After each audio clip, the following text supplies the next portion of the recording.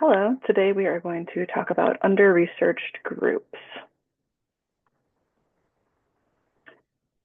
So specifically when we talk about under-researched groups, we are talking about BIPOC communities and women.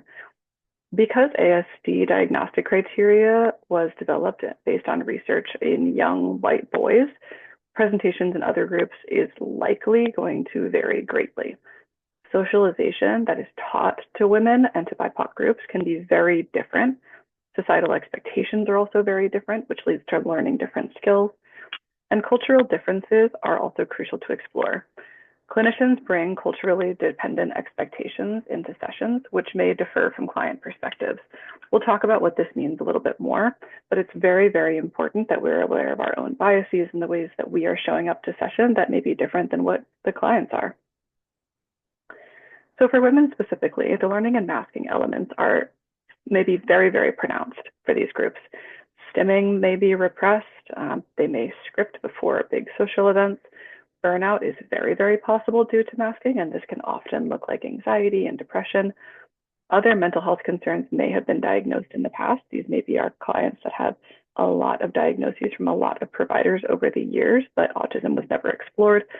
And pretend play is often still intact in women. The social desires may be present, but the execution may be unexpected for women. They may still want to be extroverted and go to parties and meet people and make friends, but their ability to do that may be limited or challenged in some way. So when they say like, oh yes, I have 12 bridesmaids at my wedding, or those kinds of things, understanding what those relationships are is very, very helpful. They may have a lot of skills that they've learned through watching or mimicking that they've perfected over time. For some women, this can be things like learning the patterns of the people around them. So they're very good at picking up on when the people around them are upset or maybe having an off day, but only through the learning of that person. They wouldn't be able to do that with a stranger.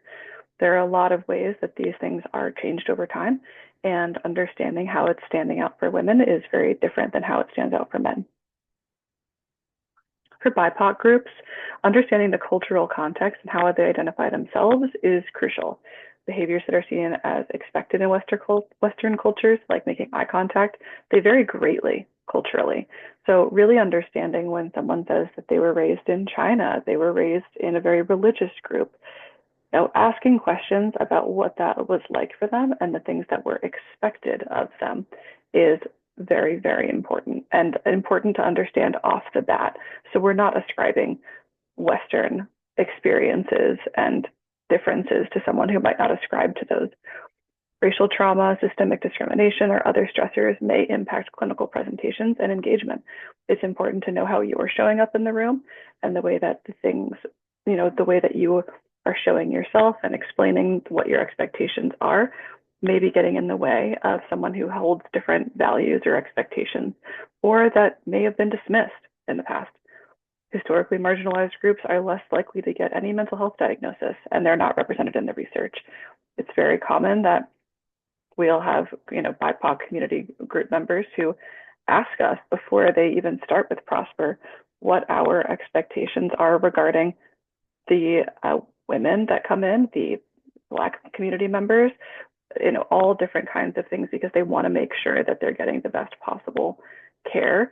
And in many forms and fashions, they've been excluded up until this point. So how do I make sure I'm accurately evaluating these clients? We need to delve into understanding masking and learned behaviors off the bat. What are the things that you have learned as you've grown? What are the things that you have watched others do that you have absorbed into the things that you're doing?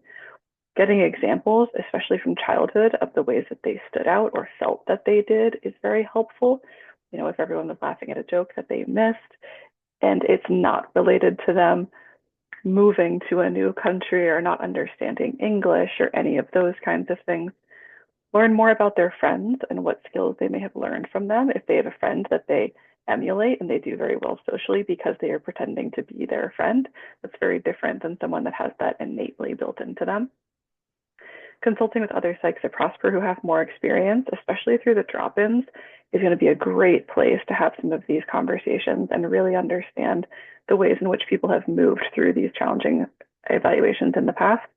And also being aware of your own biases, the things that you expect clients to be doing, the way you expect women to be showing up, the way that you expect BIPOC community members to be showing up. Knowing those things about yourself before you even start a session is crucial to making sure that you can do this well.